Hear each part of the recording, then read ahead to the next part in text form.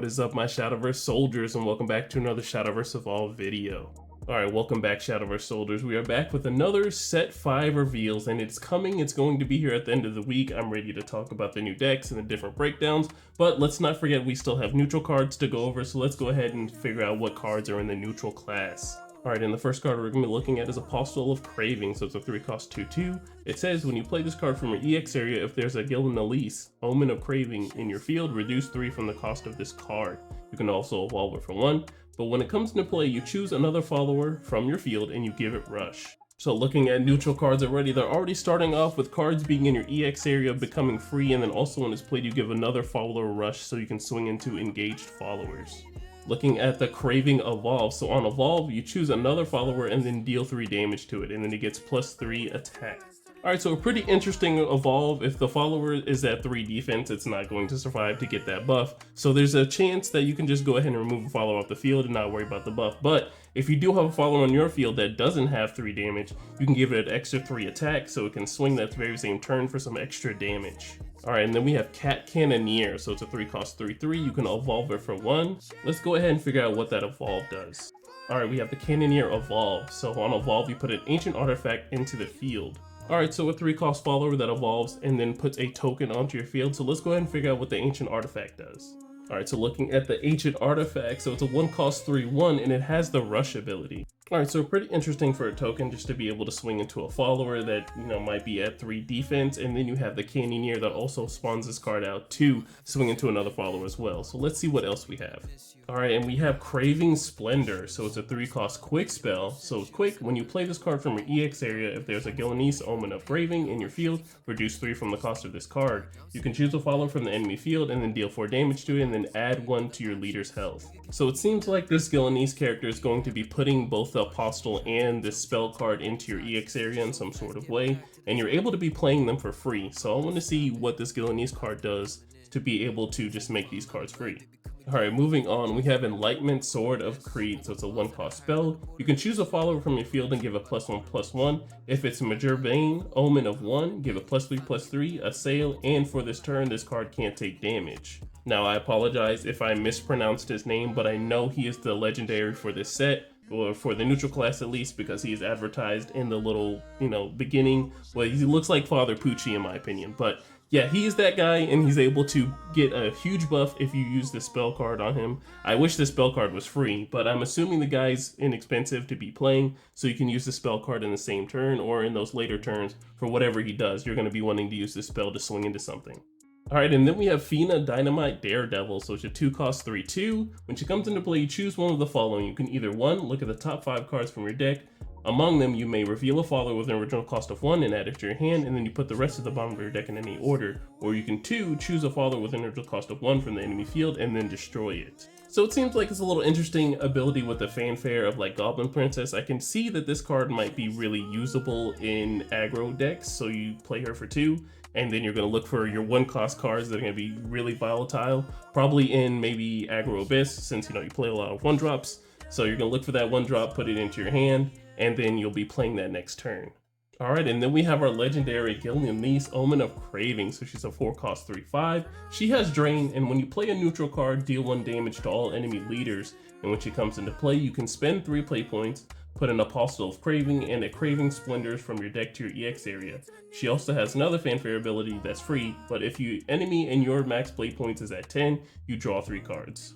Alright, so it looks like the total for that cost on this card to get those other cards out is going to be 7. So if you really want to pay 7 for her to get those 3 free cards out, it's pretty nice because you do get the Apostle of Craving, he gets his effect out, and then you get the Craving Splendor with the spell card, and they're both going to be free in your EX area. But it's really going to be harder to get that other fanfare ability if you have, the max 10 play points. I can see that being really useful in Glory Finder because I don't think anyone's going to be finishing the game, before 10 play points. But in regular Shadowverse, there might be a chance you might not get that fanfare off. Alright, and we have another spell card. We have Glyceray. So it's a 1-cost spell. You can choose a follower from the enemy field, deal 2 damage to it. If there's a Gillen-Elise, Omen of Craving in your field, you banish it instead. Alright, so we now have a 1-cost spell that just straight up banishes something in the neutral class, which is pretty good, but you need to have the legendary on the field for this to activate, so you need to have those extra play points. But if you just play her on turn 3, and then being able to have that extra play point to just go ahead and get rid of a follower to not get us last words, I feel like it's pretty worth.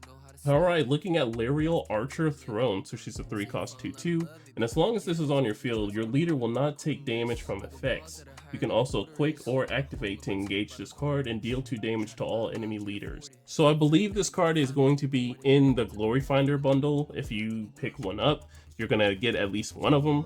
So this is going to be a pretty good card to be used in Glory Finder. I don't know about regular Shadowverse play, but this is going to be a good card to just be dealing 2 damage to all of your enemies at the same time. Alright, and we have our other legendary Merger Rebane, Omen of 1. He's a 5-cost 5/5. You can evolve him for 1. He has Rush. And at the start of your end phase, if there are 2 less cards in your hand, deal 3 damage to all enemy leaders. And then if there are 0 cards in your hand, deal 3 damage to all enemy followers on the enemy field. Alright, so this legendary does a lot just on its own, but it looks like if your deck's going to be running cards, just, you know, if your hand size is looking pretty small at 3 or less, or if you go for a really big play and you don't have any more cards in your hand, he's going to get the most effects out of this card.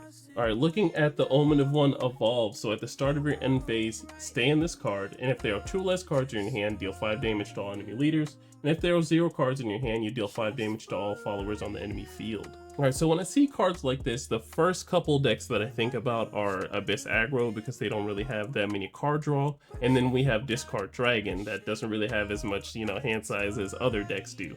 Those are the 2 decks I really think of when thinking of this card, because you're really going to be pitching your hand, and sometimes you don't get any value on some cards, but with Discard Dragon you really get some values, but sometimes the cards don't come back to your hand. Just depends on your build. But if you play this card and you have less than 2 cards, you know, that being the card that you play and everything, you're going to get a lot of effects when you have 0 cards in your hand and you go for everything. But really, people want to stay at like 2 or less cards in hand most of the time, just so you can have like some sort of tell. But sometimes in Shadowverse Evolve, I know how it goes. You just have to go for the YOLO play and play everything in your hand and see how it goes. Alright, and then we have Rosa Mecha Wing Maiden, so she's a 2-cost 1/3. You can evolve her for 1, and she has Ward. Pretty interesting for a 2-drop. Let's go ahead and figure out what that evolve does. Alright, so we have Rosa Evolve, so she still has Ward, but on evolve you draw a card. Alright, not too bad for a 2-cost, and then you evolve the card and you get to draw a card, because you always know what I say is deck thinning is deck winning, and the fact that she also has Ward too, so you can ward up after she's evolved, is even better too.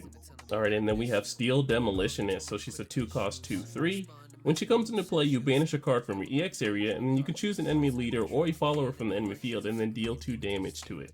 So I'd like to say that the Steel Demolitionist art just looks absolutely beautiful. I love hammers and whatnot, so if this were like a sort of class or sort of character in a video game, I'd definitely go for it. But interesting card to just go ahead and get rid of a card out of your EX area and deal 2 damage to it. I don't know how practical this bronze card might be, but the art just looks absolutely beautiful. Alright, speaking of beautiful art, I'd like to say Gilanice looks absolutely beautiful. I apologize if I mispronounced her name this entire video. I am so sorry, but I try my best with these names, guys. Some of them were just a little out there. But I'm looking forward to anyone pulling this card or seeing a unboxing video of this set and then someone pulling this. I'm very excited to see this because I know this card is going to look absolutely beautiful in a sleeve and just in a collector's case. So, well, alright guys, that is the end of the video. Thank you so much for watching. You don't know how much it means to me that you guys are patient with me to get this neutral cards out of the way, because I know it took a very extensive amount of time to do it when I should have done it last week. But I'm ready for Friday. I hope you guys are too. I'm going to be getting these other videos ready for you for the deck breakdowns and whatnot, and I'm very excited to talk about these other cards with you guys. Alright, well, be safe in whatever you do tonight, and be safe whatever you do for the rest of the year. I will see you guys in the next one. Bye.